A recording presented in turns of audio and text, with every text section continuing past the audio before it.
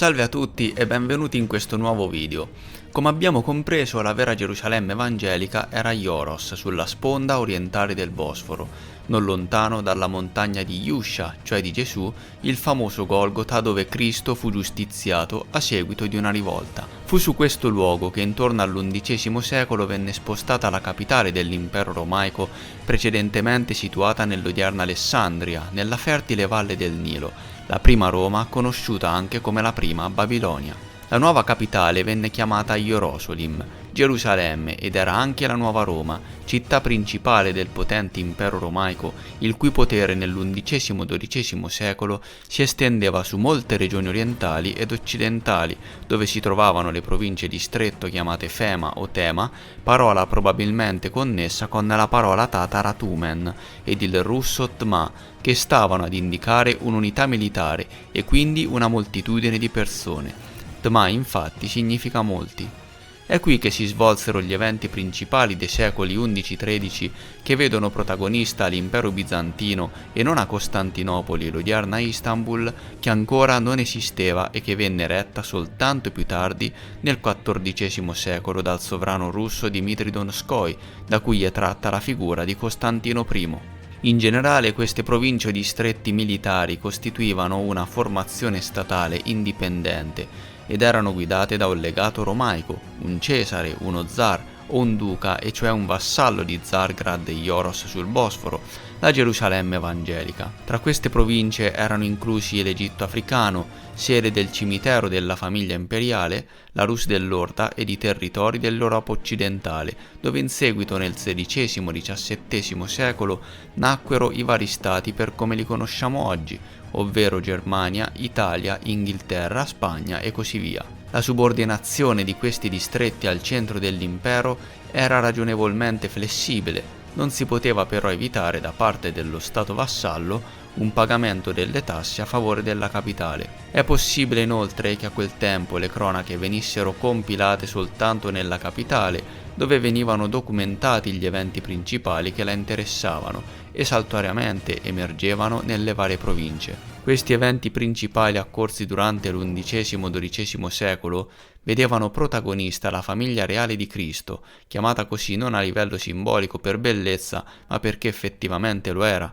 È quindi in questo periodo che si deve collocare la Natività di Cristo, contrariamente a ciò che viene riportato dalla cronologia scaligeriana, che allunga artificialmente la storia documentata. Possiamo affermare questo sulla base dei calcoli matematico-statistici e di metodi di datazione indipendenti elaborati da Fomenko e Nosovsky.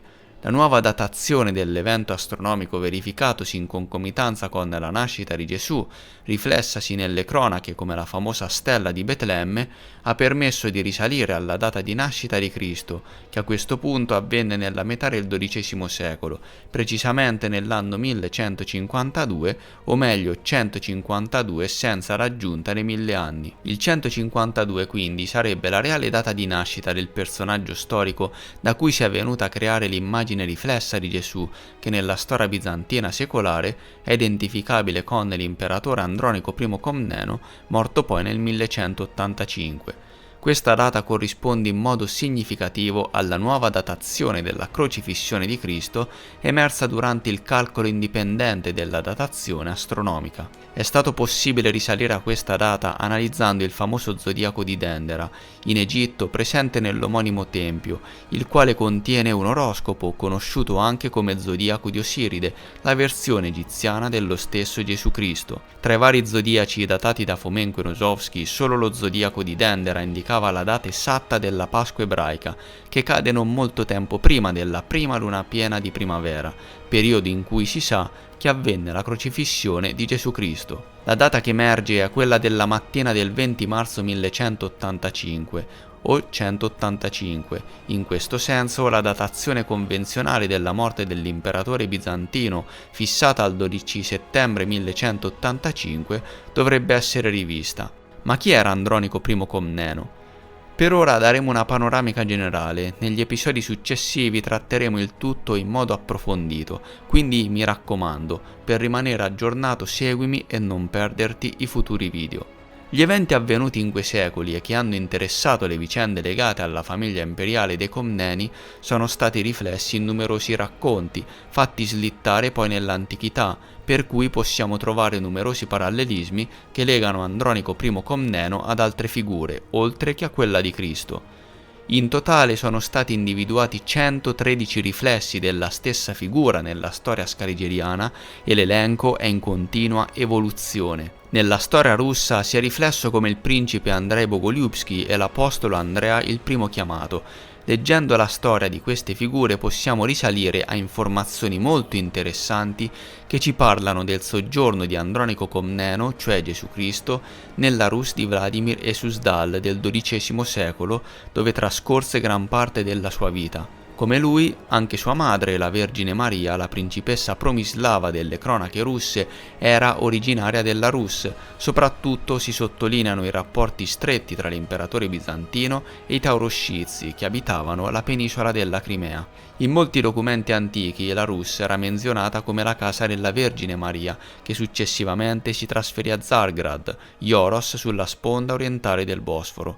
Furono poi costretti a lasciare la capitale dell'impero romaico rifugiandosi nella Rus per scappare dalle persecuzioni di Re Emanuele, il famoso erode dei Vangeli che tentò più volte di uccidere Andronico poiché era visto come una minaccia per il trono.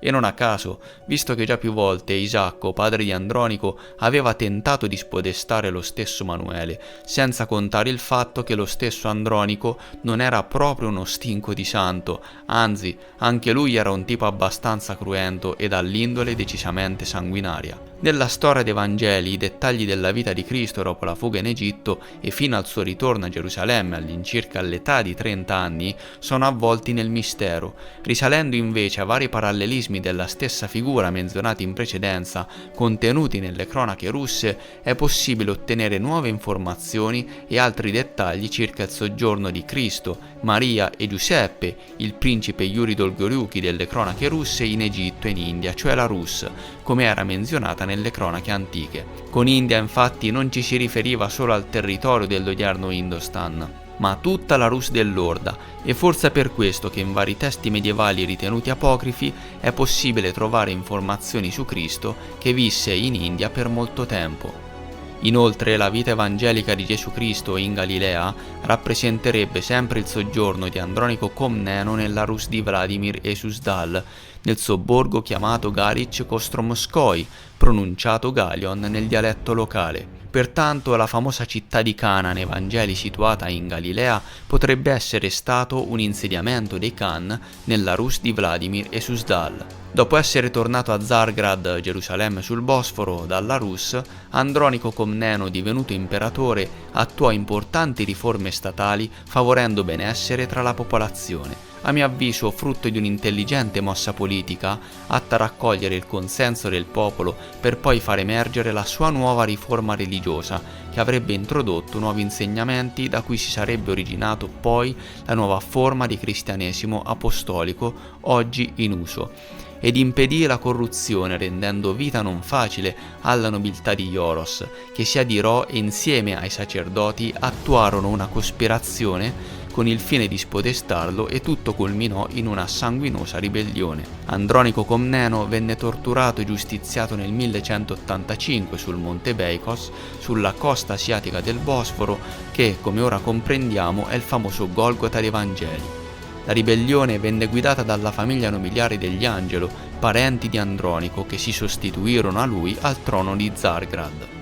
Bene, ora che abbiamo dato un'infarinatura generale della vita di Andronico Comneno, mostrando anche alcuni collegamenti con le vicende narrate nei Vangeli, siamo pronti ad addentrarci ancora di più nella storia dell'imperatore bizantino. Verranno mostrati nel dettaglio i vari parallelismi biografici che lo legano alla figura di Gesù Cristo. Getteremo nuova luce facendo emergere dettagli interessanti, tuttora rimasti sconosciuti della vita del profeta. Come si è arrivati alla nuova datazione della nascita e della morte di Gesù?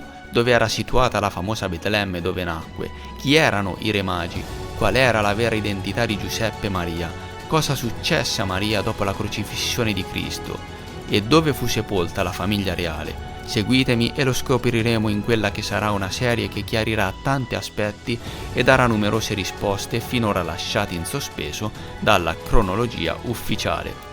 Grazie per aver guardato questo video, mi raccomando, se ti è piaciuto supporta gratuitamente il canale lasciando un mi piace, iscriviti per non perderti i prossimi video e commenta per farmi sapere la tua opinione. Ci vediamo al prossimo video.